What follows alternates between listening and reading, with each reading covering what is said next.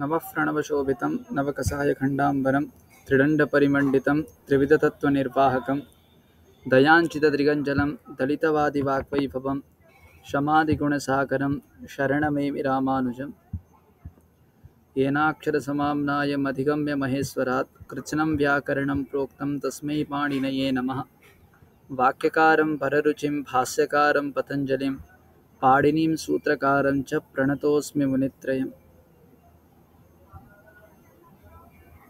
यहाँ तक हो गया था।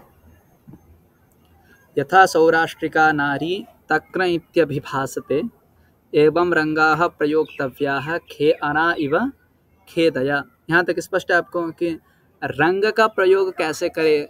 नकार की जो है 4 प्रकार की गति होती बताई थी कि कहीं पर विसर्ग बन जाता है, कहीं पर रुत्व, कहीं पर विसर्ग, कहीं पर इस प्रकार से रंग बन जाता है जो केवल वेद में ही हमको सुनाई देते। तो उनमें से एक नकार का ही भेद है रंग, जिसे हम कहते हैं, जिसका उदाहरण था खे अराव इव खेदया। तो उसका उच्चारण कैसे करना था, जिस प्रकार से सौराष्ट्रिका नारी, गुर्जर प्रदेश में रहने वाले जो नारियां हैं, गोपाल के जो पुत्रियां हैं, जिस प्रकार से तक्रम को तक्रा इस प्रकार से उच्चारण करते हैं, उसी प्रकार से रंग का प्रयोग करना चाहिए था बोल के हमने पढ़ता है। खे अराव इव खेदया, ये ऋग्वेद का उदाहरण था। अब रंग वर्ण का प्रयोग करते वक्त हमें क्या क्या चीजें ध्यान में रखना चाहिए, वो इस श्लोक में बता रहे कि रंग वर्ण का उच्चारण करते समय हमको बुद्धि में क्या चीज होना आवश्यक है, अर्थात रंग वर्ण के उच्चारण प्रक्रिया में क्या चीज करना चाहिए और क्या चीज हमें नहीं करना चाहिए, वो इस श्लोक के जरिए बताया गया है। तो कोई एक ऑन म्यूट कर लीजिए। जी। रंगवर्णं प्रयुञ्जीरन्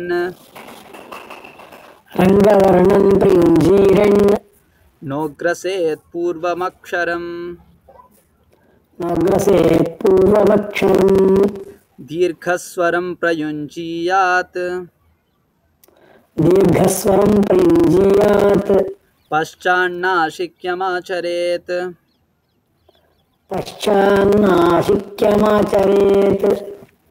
देखिए, अब यहाँ पर कुछ ग्रंथगत त्रुटियां हैं, जैसे कि प्रयुंजीरन प्रयुंजीयात जो प्रयोग किया है, कई लोग अशुद्ध भी कहते हैं इसको, तो पहले इसका चर्चा बाद में करेंगे।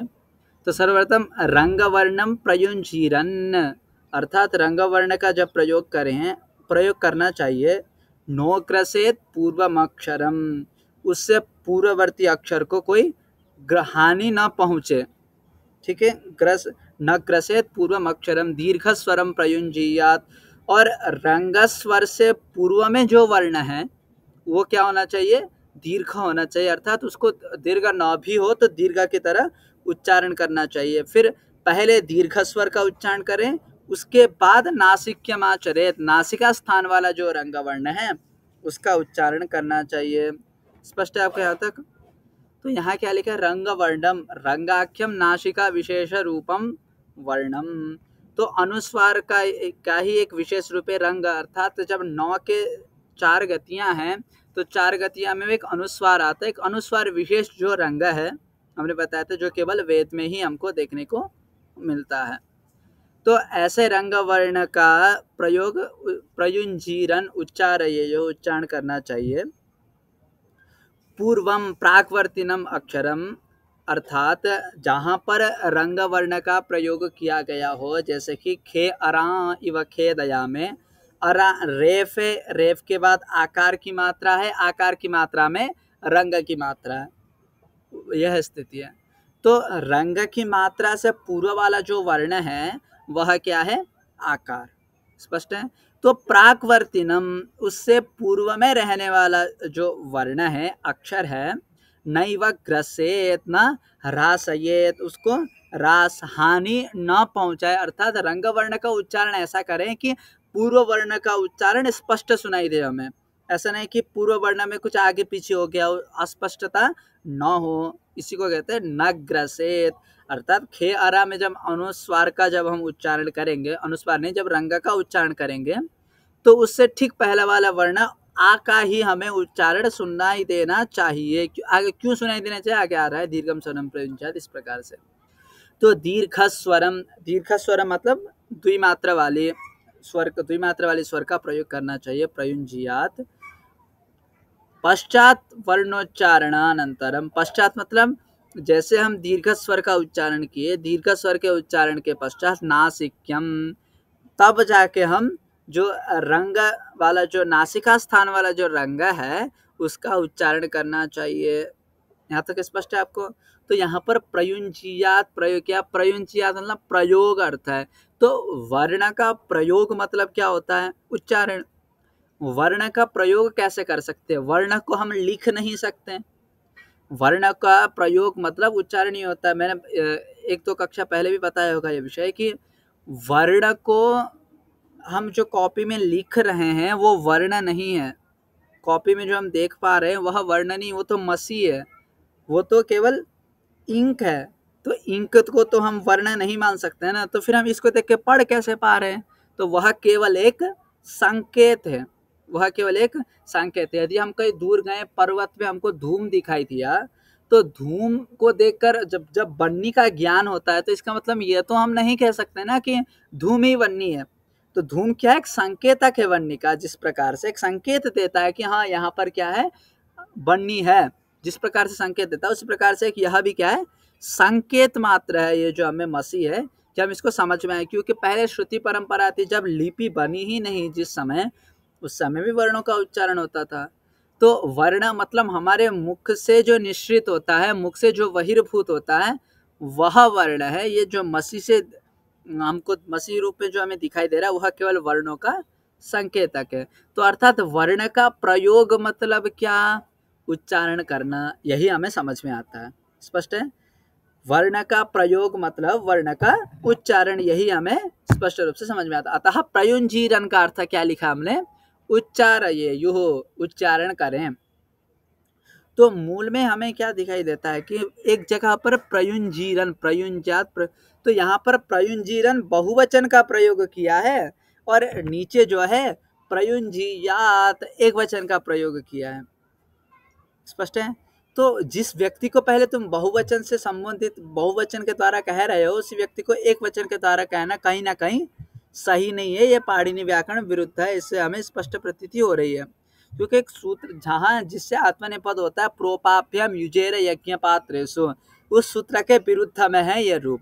अतः यह जो प्रयोग है तो किंचित श्लोक में परिवर्तन करके इस प्रकार का श्लोक बनाया है कि रंगवर्णम प्रयुंजानो नोग्रसेत पूर्वमक्षरम दीर्घम स्वरम प्रयुंजीता अथवा दीर्घ स्वरम प्रयुंजीता पश्चात नासिक्यम आचरे। तो ये जो प्रयुंजीरन में है, प्रयुंजीरन के जगह पर प्रयुंजान ऐसा प्रयोग करें, और प्रयुंजियात में प्रयुंजीता इस प्रकार से प्रयोग करें। तो प्रयुंजियात स्पष्ट है आपको।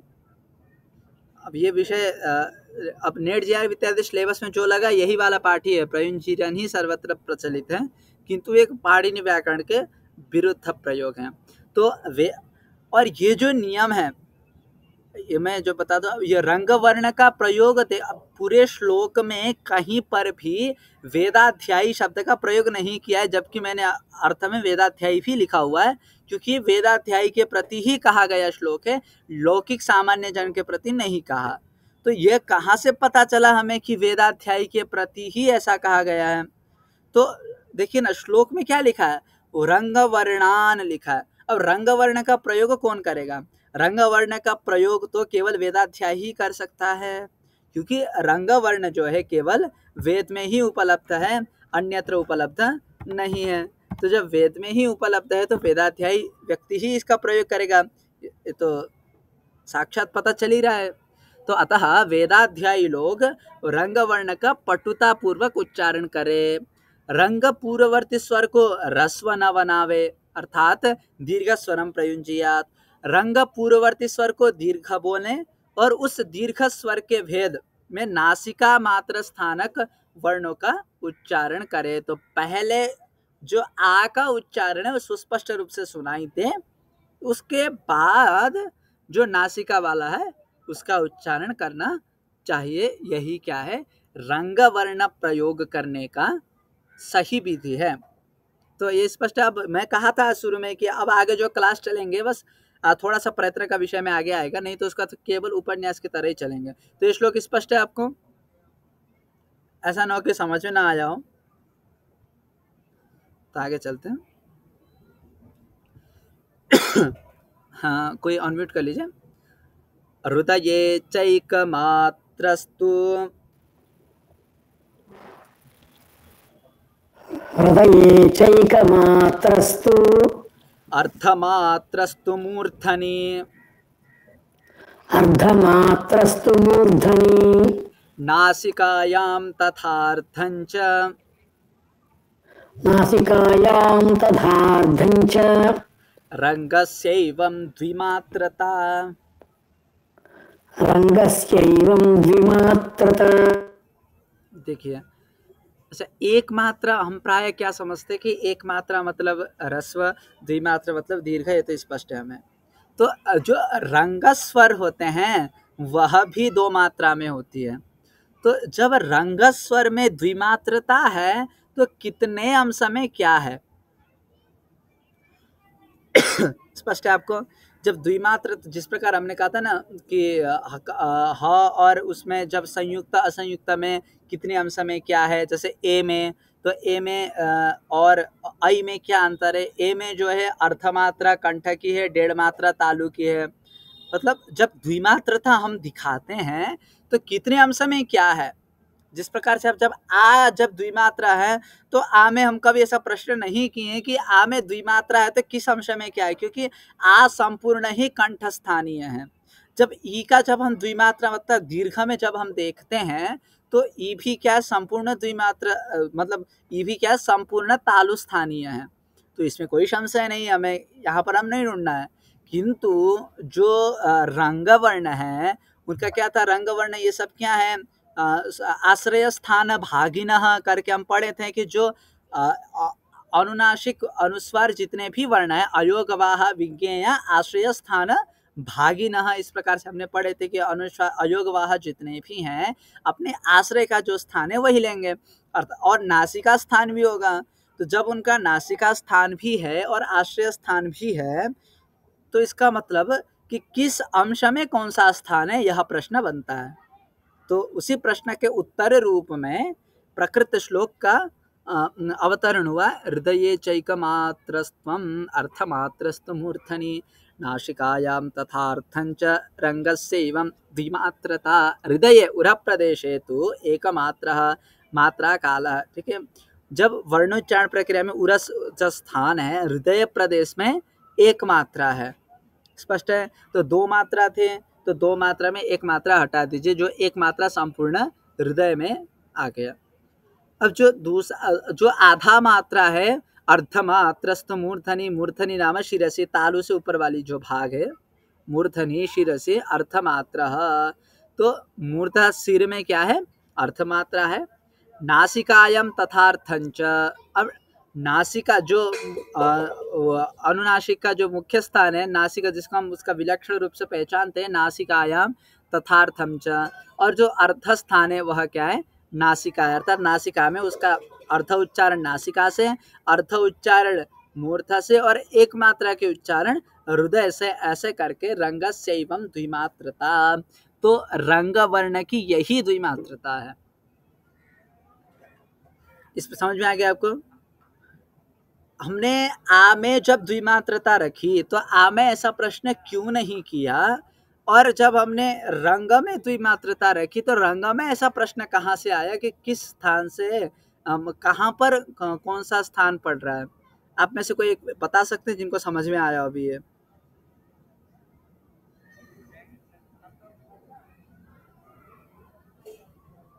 कीर्तन जी, आप बता सकते हैं कि हमने आ में क्यों नहीं पूछा ये प्रश्न। मैंने अभी उत्तर दिया शुरू में कि आ में हमने ये प्रश्न क्यों नहीं पूछा, जबकि यहाँ पर क्यों पूछ रहे हैं।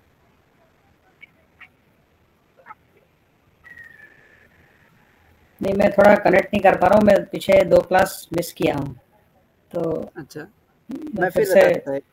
रिवाइज ओके करके जोड़ूंगा। ओके। तो ये है, मैंने बताया कि आ जो है संपूर्ण कंठस्थानीय है, उसमें हम संशय ही नहीं करेंगे ना कि किस अंश में कंठ है, किस अंश में तालु है। जिसका दो स्थान है वहां पर, दो या दो से अधिक जिन वर्णों का स्थान है वहां पर हम संशय करेंगे कि कितने अंश में कौन सा स्थान है। जैसे कि ए में, क्योंकि ए तो कंठ तालु, कंठ और तालु है एक था, तो कितने अंश तक कंठ है, कितने अंश में तालु है, वहां पर प्रश्न करेंगे जिनका दो स्थान है। अब आ क्या संपूर्ण कंठ स्थान है, एक मात्रा में भी कंठ है, द्वि मात्रा में भी कंठ है, मतलब प्रथम मात्रा में भी कंठ है, द्वितीय मात्रा में भी कंठ है। ई में प्रथम मात्रा में भी तालु है, द्वितीय मात्रा में भी तालु है, तो इस प्रकार से सर्वत्र तालु है। तो वहां पर यह प्रश्न बनता ही नहीं है कि क्यों हमने वहां पर ऐसा प्रश्न नहीं किया, क्योंकि वहां पर तो क्या है, संपूर्ण कंठ स्थानीय है, संपूर्ण तालु स्थानीय है। तो स्पष्ट आपको? आगे बढ़ते, तो हृदय, रंग की हृदय में एक मात्रा, सिर में आधी मात्रा तथा नासिका में आधी मात्रा होती है। इस प्रकार रंग की मतलब द्विमात्रता होती है। स्पष्ट है? संयोग वर्ग ये है इसलिए कह रहे हैं क्या? नहीं, संयोग नहीं, संयोग अलग विषय है। संयोग नहीं, वो व्याकरण वाला संयोग तो नहीं है, लेकिन जब दो वर्ण से मिलकर कोई वर्ण बनता है, अब इतना भी ऊपर न जाए, इतना समझिए जिसका दो स्थान है, जिनका दो या दो से अधिक स्थान है, उनके लिए ऐसा प्रश्न किया जा सकता है। अच्छा, अलग अलग स्थान है, ठीक है, ठीक। हाँ, अलग अलग स्थान नहीं, जिनका, जिन वर्ण का दो स्थान है, उच्चारण स्थान दो है। हाँ, जिन वर्णों का उच्चारण स्थान दो या दो से अधिक है, वहां पर ऐसा प्रश्न संभव है, क्योंकि उनका दो है, तो कहाँ पर क्या है। अब एक ही है तो ये प्रश्न तो नहीं बन सकता। ठीक है। जब देवदत्त का एक ही पुत्र है तो कौन बड़ा कौन छोटा प्रश्न तो नहीं करेगा ना व्यक्ति। जब दो या दो से अधिक पुत्र होंगे तब जाके छोटा है कि बड़ा है, ऐसा प्रश्न आता है। तो स्पष्ट है आपको? तो आगे चलते हैं। हृदयादुत्करे तिष्ठन्, क्या बोल दीजिए? हृदयादुत्करे तिष्ठन् कांसेन समनुस्मरन्, कांसेन समनुस्मरन् मार्धवं च द्विमात्रं च, मार्दवं च द्विमात्रं च जघन्वा इति निदर्शनम्, जघन्वा इति निदर्शनम्। स्पष्ट है। हृदयात् उत्करे तिष्ठन्, हृदय से जब ऊपरी भाग में जाता हुआ रंगवर्ण, क्योंकि सब रंगवर्ण का ही विषय चल रहा है अभी, तो जघन्वा में जो आ के ऊपर जो अनुस्वार लगा है वह भी क्या है, रंगवर्ण है। लोक में ऐसा प्रयोग नहीं होता है, केवल वेद में ही प्रयोग होता है। मैं पहले ही बताया, क्योंकि लोक में अगर इसको प्रयोग किया जाए तो जगन्वा नीति वहां पर न ही होगा, ऊपर जाएगा ही नहीं। वो केवल वेद में ही कई प्रातिशाख्य का नियम से जाता है, ये पाणिनि व्याकरण से नहीं जाता है। फिर पाणिनि व्याकरण में इसके लिए कोई नियम नहीं है, ये वैदिक व्याकरण में ही होगा कुछ नियम। तो जघन्वा बनता है तो आ में ऊपर मात्रा लग गई। तो इसका उच्चारण कैसे करें? पहले तो स्थान बता दिया रंगवर्ण का, फिर थोड़े से पहले नोग्रसेत पूर्वम अक्षर इत्यादि बता दिया। अब फिर यहाँ और अच्छी तरह से बता रहे, उसी चीज का व्याख्यान कर रहे हैं कि हृदयादुत्करे तिष्ठन्, हृदय से थोड़ा ऊपरी भाग आता हुआ, काम से न समनुस्मरन्, काम से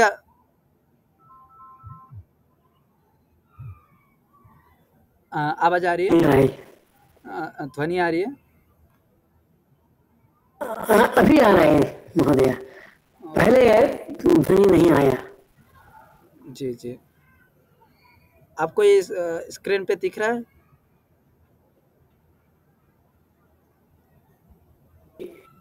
अभी दिख रहा है,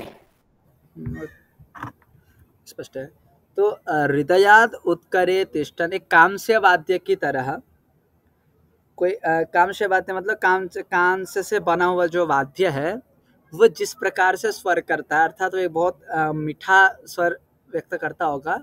तो हृदय से जब ऊपरी भाग में जब आते हैं तो कांस्य के समान ध्वनि वाले वर्ण का उच्चारण करना चाहिए। देखिए, कामसेन समनुस्मरन्, ऋतयाद उत्करे तिष्ठन् मार्दवम द्विमात्रम च समनु उसमें अध्ययन करना चाहिए हमें कि उच्चारयत, इस प्रकार से हमें समझना चाहिए, क्योंकि वर्ण संबंधित विषय है तो हम उच्चारणीय प्रयोज्य, मैंने नीचे लिखा हुआ है वहाँ पर कि क्या क्या पद का अन्वय करना जरूरी है।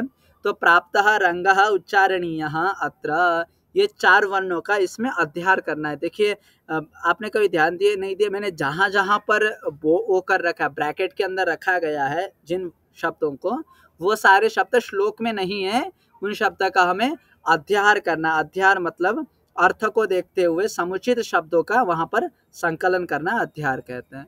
तो जब हृदय से ऊपर ही उठता हुआ कामशवाद्य के समान मार्दव मतलब मृदु और द्विमात्र के रूप में उसे उच्चारण करना चाहिए, जिस प्रकार जघन यह एक क्या है, ऋग्वेद का मंत्र है। जिस प्रकार वित्रम जघन्वां अपतत्ववार, ये आता है ऋग्वेद का प्रथम मंडल में ही यह श्लोक है। क्या, वित्रम जघन्वां अपतत ववार, यह ऋग्वेद का मंत्र है। तो वहां पर जघन्वां इस प्रकार से प्रयोग किया गया है। स्पष्ट है यहाँ तक? आगे चलते हैं। अब आया कंपस्वर। कंपस्वर क्या होता है? प्राय वैदिक व्यक्ति जान, क्योंकि अब जो रंग का ही प्रसंग चल रहा था, यहाँ पर वैदिक शब्दों का ही यहाँ पर चर्चा की गई है। तो एक लोग ऑन म्यूट कर लीजिए। आगे का जो श्लोक है बहुत जल्दी जल्दी ही जाएंगे, क्योंकि सरल श्लोक है सभी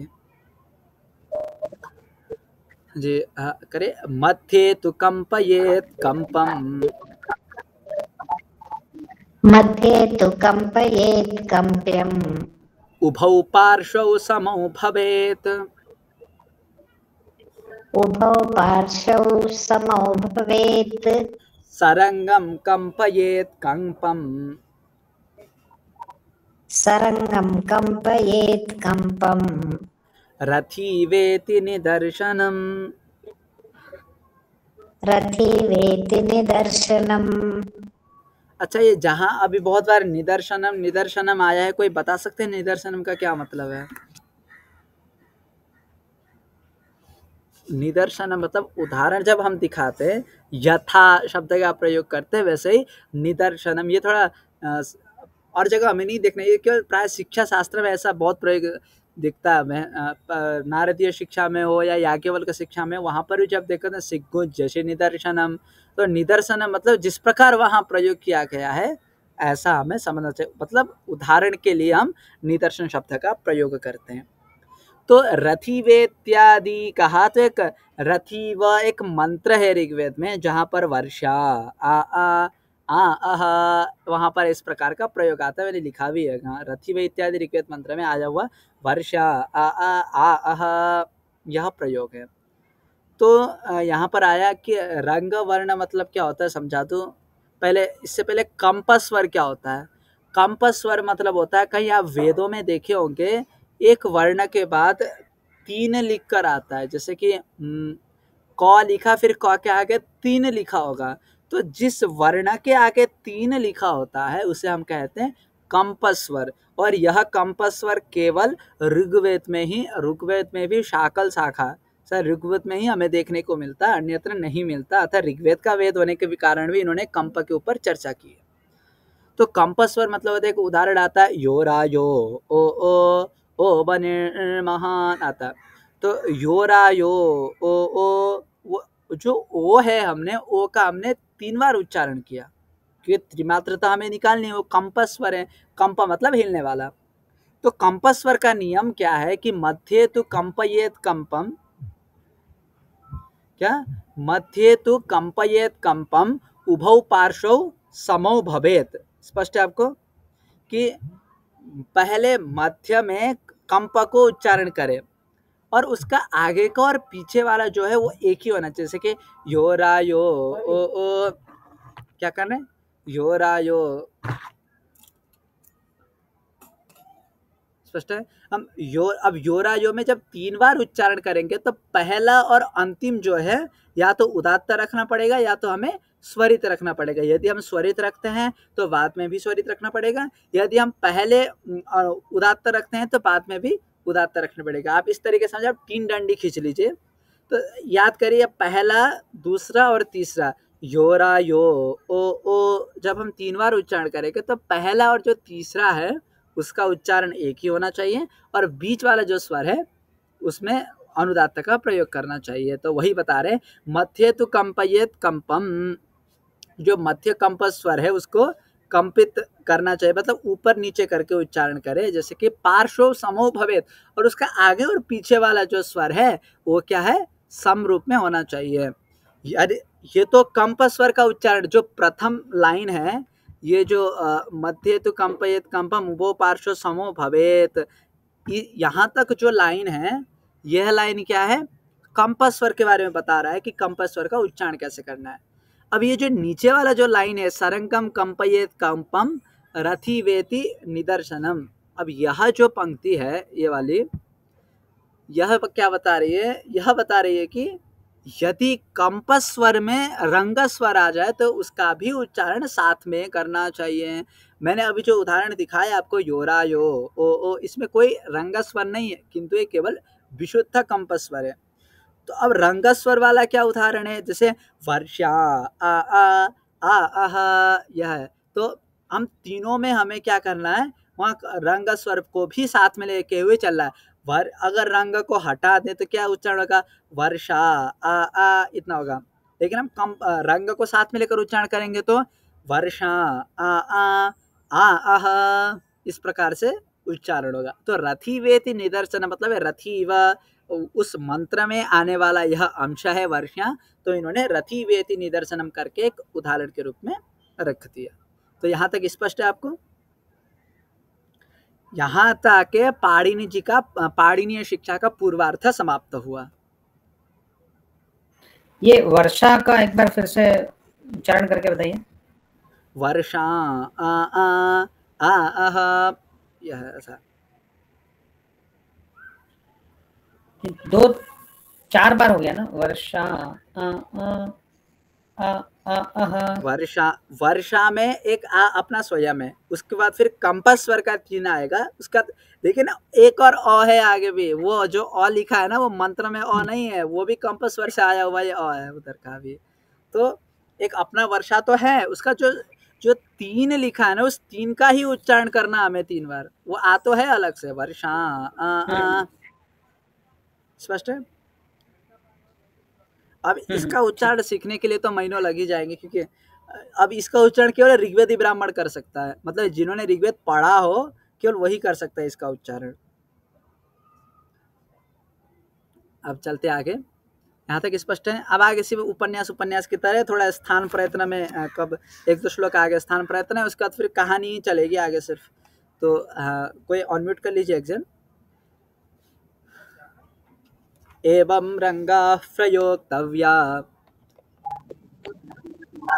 एवं रंगः प्रयोक्तव्यः, तव्याः नाव्यक्ता न च पीडिताः,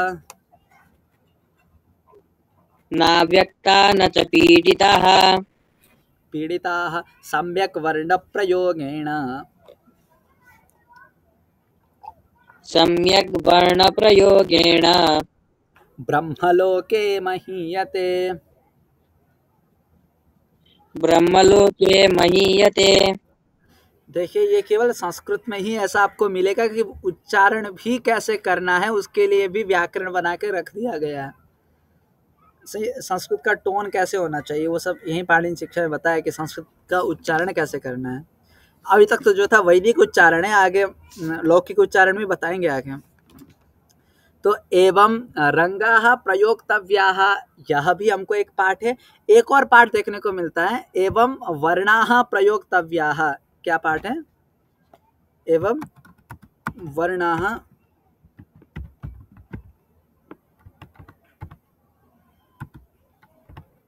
इस प्रकार का भी हमें पाठ देखने को मिलता है कि एवं वर्णाः प्रयोक्तव्याः नाव्यक्ता न च पीड़िता। तो यहाँ पर 2 पाठ है, तो एवं वर्णाः प्रयोक्तव्याः भी है और एवं रंगाः प्रयोक्तव्याः भी है।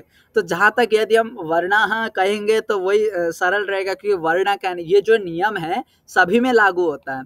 तो एवं वर्णाः प्रयोक्तव्याः अथवा एवं रंगाः प्रयोक्तव्याः, आपकी इच्छा है, वर्णाः बोले वही सही है। तो इस प्रकार से रंग का उच्चारण करना चाहिए अथवा इस प्रकार से वर्णों का उच्चारण करना चाहिए, जो कि नाव्यक्ता न च पीड़िता। वर्ण उच्चारण करते वक्त वर्ण अव्यक्त नहीं होना चाहिए और वर्ण को हानि भी नहीं पहुंचनी चाहिए। आजकल हम देख सकते हैं कि अब जैसे पूजा वूजा करने जाते हैं गणपति, इस प्रकार बहुत वो म्लेच्छ तरीके से उच्चारण किया जाता है। आजकल कई पंडित ऐसे उच्चारण करते हैं कि वो मंत्र है कि कुछ बोल रहे हैं कि स्पष्ट सुनाई नहीं देता है, जबकि वेद की ध्वनि अथवा संस्कृत भाषा एक ऐसी भाषा है जो स्पष्ट रूप में सुनाई देना चाहिए। तो उसी चीज को पाणिनि जी कह रहे हैं अथवा जिन्होंने ग्रंथकार है वह कह रहे हैं कि एवं वर्णाः प्रयोक्तव्यः नाव्यक्ता, वर्ण कभी अव्यक्त नहीं होना चाहिए, वर्ण एकदम सुस्पष्ट रूप में सुनाई देना चाहिए। तो यदि संस्कृत भाषा का उच्चारण कर रहे हैं तो शुद्ध होना चाहिए और न च पीड़िता, पीड़ित भी नहीं होनी चाहिए। स्पष्ट आपको? क्यों ये सब क्यों करें हम? फिर ये जो है फल है, सम्यक वर्ण प्रयोगेण ब्रह्मलोके महीयते। यदि आप सम्यकतया वर्ण का उच्चारण करते हैं तो आपको मोक्ष की प्राप्ति होगी, ऐसा लिख रहे हैं कि ब्रह्मलोके महीयते।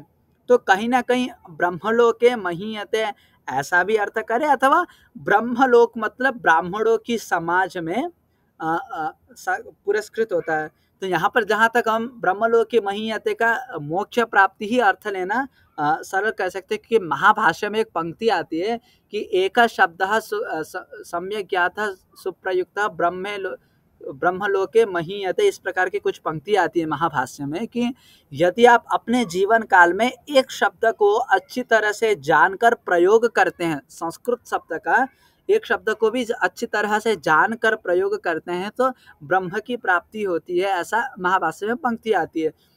तो उस पंक्ति का ही अनुवादक रूप में भी इसको हम ले सकते हैं कि सम्यक वर्ण प्रयोगेण ब्रह्मलोके महीयते। इस प्रकार से जो व्यक्ति सम्यकतया वर्ण का उच्चारण करता है, प्रयोग करता है, उसको ब्रह्मलोक की प्राप्ति होती है। स्पष्ट है आपको? अब आया कि हमको किस प्रकार से, अब आया कि कौन व्यक्ति पाठकाधम है।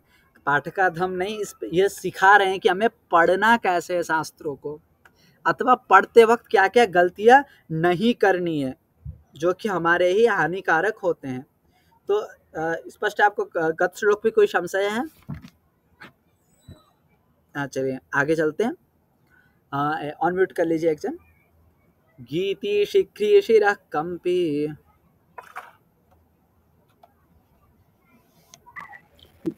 गीति शीघ्री शिरः कंपी, तथा लिखित पाठकः, तथा लिखित पाठकः, अनर्थज्ञोल्पकण्ठश्च, अनर्थज्ञोल्पकण्ठश्च, षडेते पाठकाधमाः, षडेते पाठकाधमाः। अधम पाठक कौन कौन है उस पर चर्चा कर रहे हैं कि मतलब अथक पाठ मतलब हमें सब इस तरीके से नहीं पढ़ना चाहिए।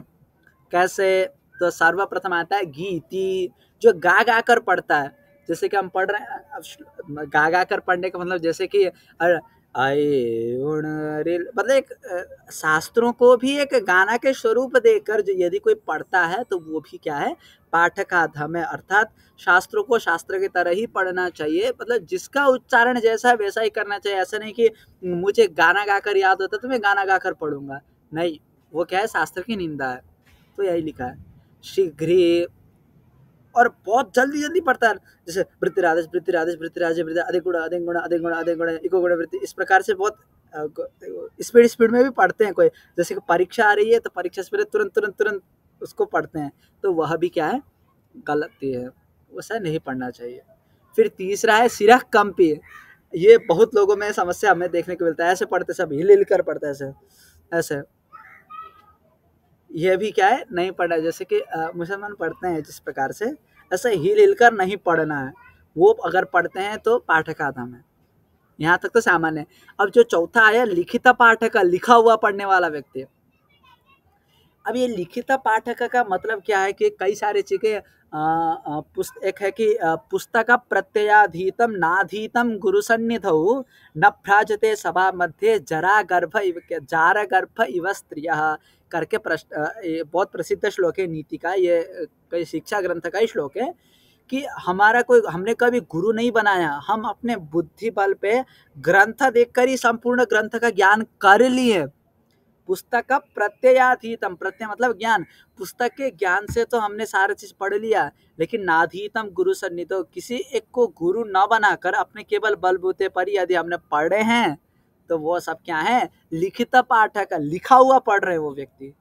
क्या वो व्यक्ति किसी गुरु से नहीं पढ़ रहा है, लिखा हुआ खुद ही पुस्तक को देखते पढ़ रहा है। एक यह है, और एक और मुझे प्रमाण मिला था कि यथैवान्याद विज्ञानाद वेदाद लेख्यादि पूर्वकात् सूत्रेणाधिगतात् वापि धर्म ज्ञानम न सम्मतम, कि वेद को लिखकर नहीं पढ़ना चाहिए, एक यह भी नियम है। कहीं ना कहीं ये भी नियम लागू होता है। और तीसरा बात है कि घुमा फिरा कर सामान्य जो लोक में अभी जिस इसका अर्थ लेना उचित ये है कि बिना गुरु का नहीं पढ़ना चाहिए। यदि बिना गुरु का पढ़ता है, केवल लिखे हुए बलबूते पर पढ़ता है, तो वह भी क्या है, अधम पाठक है।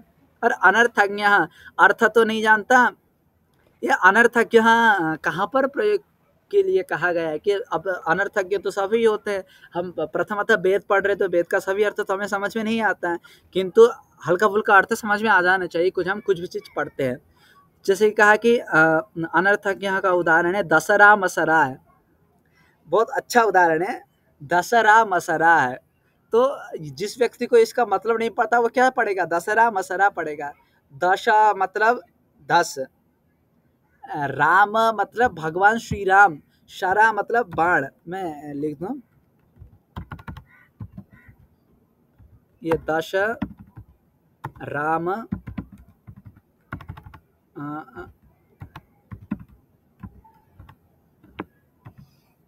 ये क्या है, दश राम सरा, यहाँ विसर्ग लगेगा आगे। तो अब दशरा मसरा है, इसको हम कैसे पढ़ेंगे? यदि इसको हमको पढ़ना पड़ेगा तो कैसे पढ़ेगा? कोई व्यक्ति जिसको अर्थ नहीं समझ में आ रहा है, दशरा मसरा पढ़ेगा। वो क्या पढ़ेगा? दशरा मसरा। लेकिन इसके वास्तव में क्या है? दस राम शराह, राम भगवान के 10 बाण, ऐसा अर्थ है, तीर जो भी है। तो जिसको अर्थ समझ में आएगा वही पढ़ेगा ना, दशरा मसरा, ऐसे मतलब दशरा। फिर वो व्यक्ति कैसे पढ़ेगा? ऐसे पढ़ेगा उसको, यहाँ पर वो करके दशरा मसरा। तो ये हो गया अनर्थज्ञ। स्पष्ट है आपको? और अल्पकंठश्च, अल्पकंठश्च माने वे वर्णों को अच्छी तरह से उच्चारण न कर पाना, अल्पकंठ होना इत्यादि जो भी हैं, ये सड़ेते पाठकाधम, ये अधम पाठकों के निशानी है। अर्थात इस प्रकार से हमें नहीं पढ़ना चाहिए। स्पष्ट है आपको? तो ये प्राय हिंदी भाषा में हमको बहुत देखने को मिलता है, दशरा मसरा। एक बहुत जगह लिखा होता है शुष्क कंठत्व। शुष्क कंठत्व क्या अर्थ है जी? शुष्क कंठत्व, न्यून प्राणत्व। हाँ, शुष्क कंठत्व मतलब कि जिस वर्ण का जिस प्रकार से उच्चारण करना चाहिए वो नहीं कर रहा है। जैसे कि हम राम रामो राम, राम, वो आधा तो मुंह में खा दे रहा है अक्षर। जो वो हो गया अल्प कंठ, मतलब या केवल कंठ शब्द से सिर्फ कंठ नहीं लिया गया, कंठादि सभी स्थान, मतलब जो वर्ण जिस स्थान का है उस स्थान से प्रयोग ही नहीं कर रहा है। अर्थात हमको तालव्य शकार का उच्चारण करना है, लेकिन हम दंत सा का उच्चारण कर रहे हैं, ये सब अल्प कंठ के अंतर्गत आ गए। अब ये तो केवल, अब ये क्या है ना, इससे हम खुद समझ जाना चाहिए कि अन्य भी क्या क्या हो सकते हैं। ये तो केवल एक उपलक्षण है सारी चीजों का। तो यहाँ तक समझ में आ गया आपको? आगे चलते हैं। अब कठिन नहीं है, बहुत सरल सरल ही आगे। अब जब हमने बता दिया कि किस तरीके से नहीं पढ़ना चाहिए, फिर आप ये भी तो बताना पड़ेगा कि पढ़ें कैसे। फिर ये भी तो बताना चाहिए पढ़ें कैसे। अब आया माधुर्यम। माधुर्य मतलब सुनने में बहुत मधुरता है, सुनने में बहुत मधुरता है। अर्थात हम वर्णों का उच्चारण ऐसे करना चाहिए कि हमें स्पष्टता हो सुनने में। माधुर्यम मधुरता, सुश्रवत्वम कहा ना यहाँ पर। और अक्षर व्यक्ति ही, अक्षर व्यक्ति मतलब वर्णों का जो उच्चारण है स्पष्ट सुनाई दे। पहले का क्या था कि स्पष्ट सुनाई दे ना दे उससे फर्क नहीं, लेकिन उसमें माधुर्य होना जरूरी है। अब वर्ण का उच्चारण तो तब भी स्पष्ट सुनाई देगा ना, हमको कोई माइक लगा के चिल्ला रहा है तब भी उसको स्पष्ट सुनाई देगा, लेकिन उसमें माधुर्य नहीं है। कौवे की तरह चिल्ला रहे, अक्षर तो स्पष्ट सुनाई दे रहा है, अक्षर अव्यक्ति तो है, लेकिन माधुर्य नहीं है उसमें। तो माधुर्य होना भी जरूरी है, अक्षर व्यक्ति होना भी जरूरी है। पदच्छेदस्तु स्वरः, पदच्छेद होना जरूरी है। पदच्छेद नहीं होंगे तो फिर दसरा मसरा हो जाएगा। पदच्छेद मतलब समझ गए ना। तो सुस्वरः, स्वर लय ताल इत्यादि जो भी है, अब ये जो है ना लय ताल, अब लय सुस्वर कह दिया तो फिर लय भी कह रहे हैं, तो खुद समझ जाना चाहिए। सुर लय ताल हम जो कहते हैं हिंदी में, उस प्रकार संस्कृत में कह रहे हैं कि पदच्छेद होना जरूरी है, माधुर्य होना चाहिए, अक्षर व्यक्ति होना चाहिए, धैर्य होना चाहिए। धैर्य नहीं होगा तब भी वह, जिस प्रकार हम परीक्षा देने बैठे हैं, कोई परीक्षा हो रही हो तो हम डर डर के बोलते हैं, वहां पर धैर्यता नहीं होती है। तो इत्यादि स्थल में हमें ध्यान देना जरूरी है। लय समर्थम च, क्या लय युक्त भी होना चाहिए। ये सब क्या है, पाठका गुणाः। पाठका गुणाः नाम, ये कहीं ना कहीं मुझे भी ये पाठ बहुत अशुद्ध लगता है। ये जो पाठका गुणाः, जो ये इतना अंश है, अब यहाँ पर हम समास भी कर देंगे, अर्थात हम यहाँ पर क्या करें कि ऐसे कर दे कि पाठक गुणाः कर देंगे, सड़ेते पाठक गुणा, फिर यहाँ पर छंदोभंग हो जाएगा कि पंचम लघु सर्वत्र क्या था, यहाँ पर गुरु होना चाहिए था। यदि हम गुरु करेंगे तो अर्थ नहीं मिल पाता है पाठका गुणाः में। गुण ही तो पाठक तो हो नहीं सकता, पाठक तो एक कोई चेतन पदार्थ होगा, गुण तो पाठक नहीं होगा। तो इन्होंने पाठका गुणाः कर दिया है, तो कहीं ना कहीं हमको ऐसा अर्थ करना चाहिए कि लक्षणया, क्योंकि ये अभिधा से तो ऐसा अर्थ नहीं समझ में आ रहा है, तो लक्षणा से क्या अर्थ करेंगे कि लक्षणा मतलब होता है जब सीधा सीधा अर्थ नहीं समझ में आए तो घुमा फिराकर अर्थ करते हैं। जैसे कि किसी ने कहा कि मेरा घर तो रोड में ही है, कहा अब ये चाइना देश तो नहीं है कि रोड के बीच में घर बना सकें। रोड में ही घर है, मतलब क्या रोड के बगल में घर है, हमें ऐसा समझ में आता है। क्यों? क्योंकि रोड के बीच में घर संभव नहीं हो सकता भारत देश में। जब रोड के बीच में घर संभव नहीं है तो व्यक्ति क्या सोचेगा, हाँ रोड में घर मतलब रोड के बगल में, इसको हम कहते हैं लक्षणा। उसी प्रकार से पाठका गुणा, गुण तो पाठक नहीं हो सकता, तो पाठका गुणा मतलब पाठक संबंधी गुण, अर्थात पाठकों में रहने वाले ये सब गुण हैं। स्पष्ट है आपको? अब आगे चलते हैं। कोई एक लोग अनम्यूट कर लीजिए। शंकितम भीतिमुद्धृष्टम,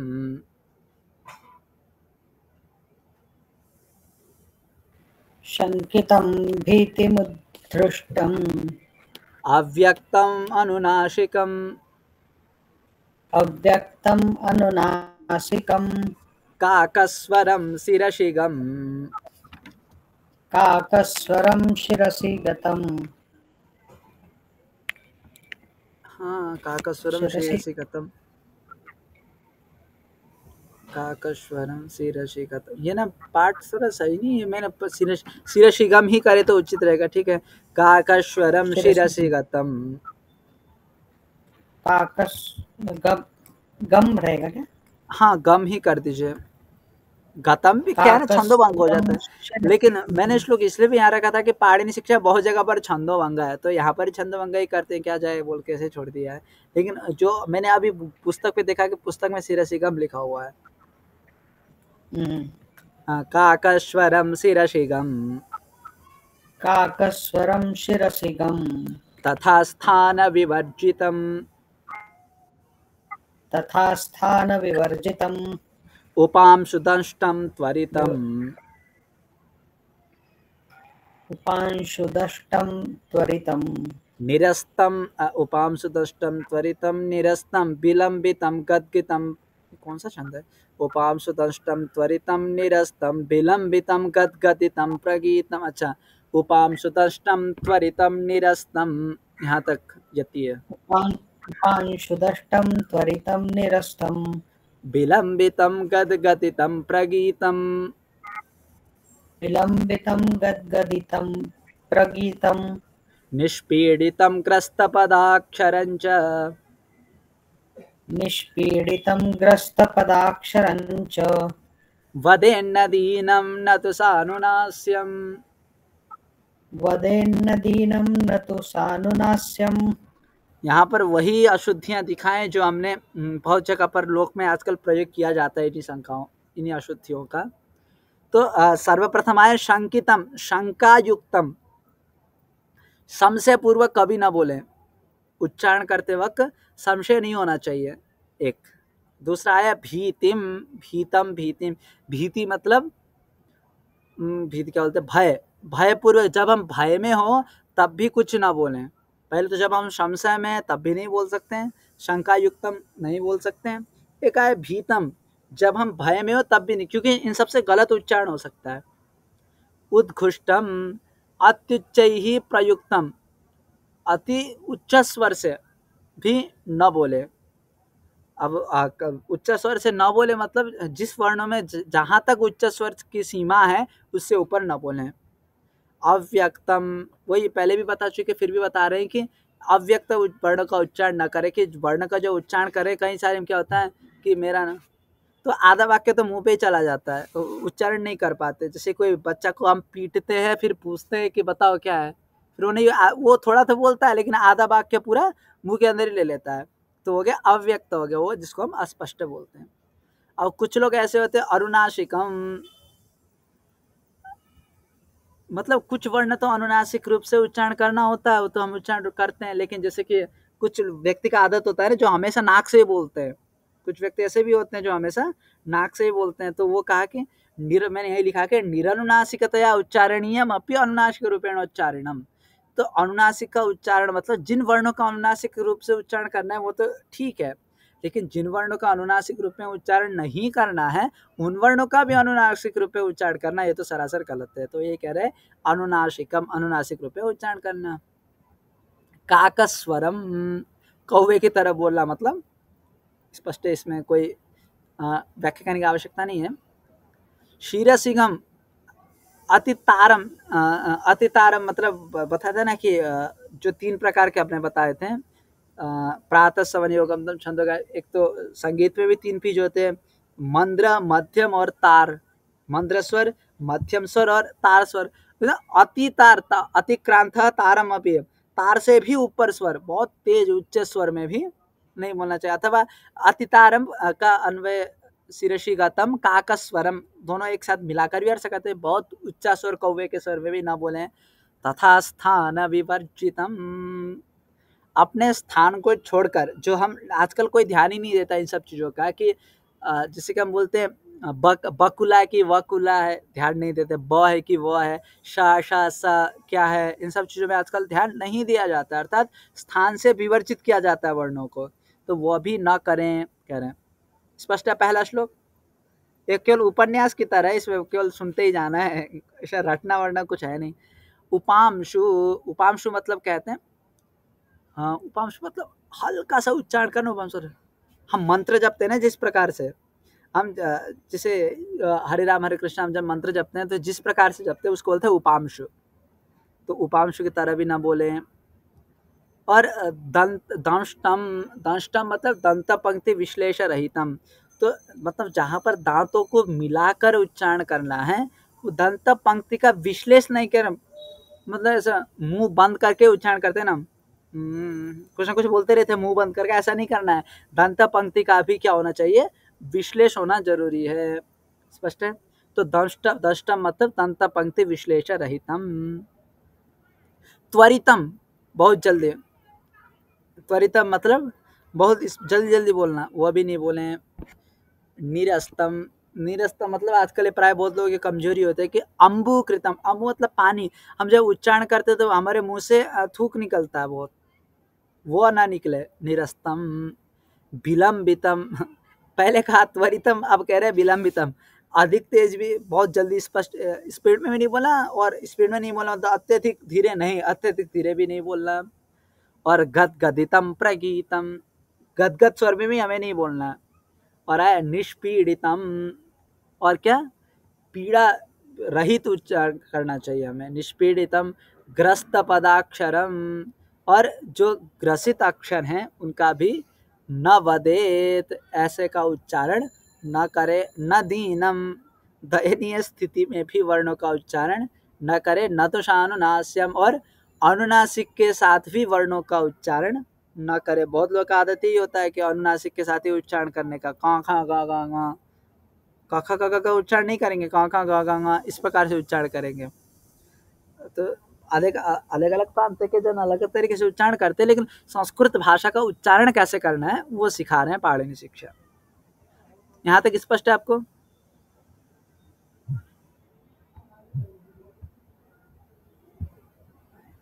आगे का श्लोक हो पाएगा आज? ठीक है। अब यहाँ तक, अब कल से ना नया विषय शुरू हो रहा है यहाँ से, तो ये विषय कल शुरू करेंगे हम। अचस्पृष्टा एणस्पृशा नेमस्पृष्टा चलस्मिता।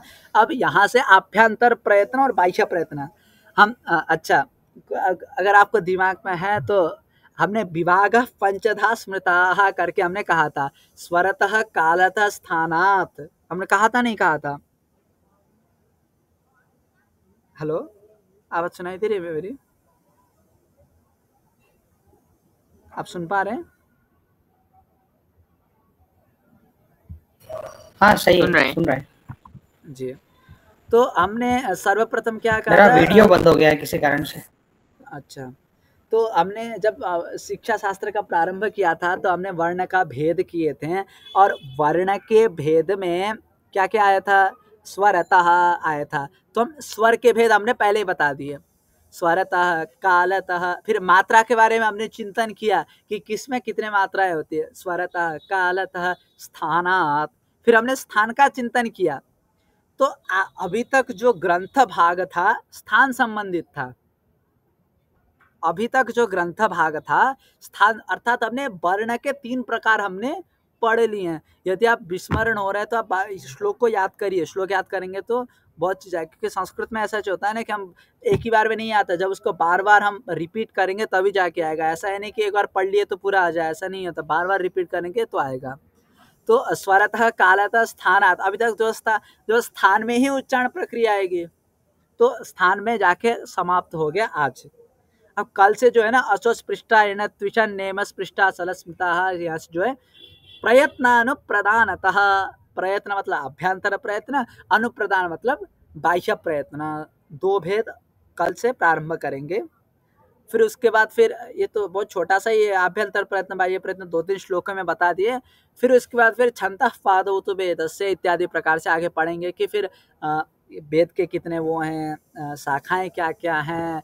फिर अंतिम में जाके वही जो मैंने प्रथम दिन में बताया था, जो श्लोक, जितने भी श्लोक आप पूछ रहे थे ना कि कहाँ है ये श्लोक, प्रथम दिन में मैंने जो श्लोक बताया सारे श्लोक आगे आएंगे, क्योंकि फलश्रुति बोलते हैं ना कि हम शिक्षा शास्त्र पढ़ने का फायदा क्या है, जो फलश्रुति है वो अंतिम में दिया जाता है। एक तो भूमिका में भी बताते हैं और अंतिम में भी दिया जाता है। भूमिका में तो मैंने बता दिया था, ग्रंथकार स्वयं आगे बताएंगे। तो यहाँ तक जो है आपको समझ में न आया हो, जो स्पष्ट न हो, पूछ सकते हैं। यदि आपको नहीं समझ में आ रहा है पढ़ने का तो आप कॉल में या मैसेज के रूप में भी पूछ सकते हैं। तो ये जी कहिए। ये पीडीएफ भी शेयर कर देंगे क्या? ये पीडीएफ भाई पूरा बना नहीं है। अच्छा अच्छा, ठीक है। तो आप पढ़ाना हो, एक बार और रिपीट कर देंगे आप, एक बार और समझा देंगे तो ये वाला किस चीज मेरा को? कट गया था, एक बार समझा देंगे जरा, किस चीज को? 1 मिनट में। किस ये चीज जो को आखिरी समझाओ? श्लोक है 35, ये 35 वाला जो श्लोक है, 35 वाला उपांशु मतलब, बहुत उपांशु मतलब जिस प्रकार से अब हरे राम हरे कृष्ण जपते नहीं है मन में भी नहीं है, बाहर भी सुनाई नहीं, मतलब इतना आवाज कि सिर्फ हमको ही सुनाई दे रहा है। ऐसा एक प्रकार, एक तो मन में उच्चारण करते अलग चीज है, एक मुख से भी उच्चारण करते लेकिन सामने वाले को सुनाई नहीं देता, सिर्फ हमें सुनाई देता, उसके कहते हैं उपांशु। तो उपांशु रूप से दंष्टम मतलब, दंष्ट का क्या अर्थ बताया था? दंष्ट मतलब कि जहां पर दंत पंक्ति का विश्लेषण किया जाए, ऐसे मुंह बंद करके उच्चारण करना, वो भी गलत है, ऐसा भी ना करें। त्वरितम मतलब शीघ्रम, बहुत जल्दी जल्दी, ये भी ना करें। निरस्तम, निरस्तम मतलब अम्बुकृतम, अम्बुकृतम मतलब थूक निकाल के, ऐसा भी ना करें। विलंबितम अत्यधिक विलंब भी ना करें। गदगदितम, गदगद स्वर में भी ना बोलें। प्रगीतम गाते हुए भी ना बोलें। निष्पीड़ितम पीड़ा रहित का उच्चारण करना चाहिए। ग्रस्त पदाक्षरम च, जो पद की न ग्रसित पूर्व अक्षरम कहा था ना कि ग्रस्त होकर मतलब ग्रस्त पद का भी उच्चारण न करे। न दीनम, दीन स्थिति में भी दीन स्थिति का भी वर्ण का उच्चारण न करे। न तो शानुनास्यम, और जो कां खां गा गा गा इस प्रकार से जो अनुनासिकता पूर्वक जो उच्चारण करते हैं वह भी उच्चारण न करें। ये स्पष्ट है।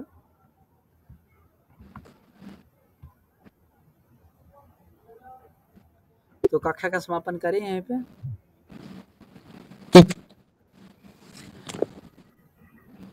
तो कल मिलते हैं। और ओम पूर्णमदः पूर्णमिदं पूर्णात् पूर्णमुदच्यते पूर्णस्य पूर्णमादाय पूर्णमेवावशिष्यते। ओम शांति शांति शांति। श्रीमते रामानुजाय नमः। जय श्रीमन्नारायण।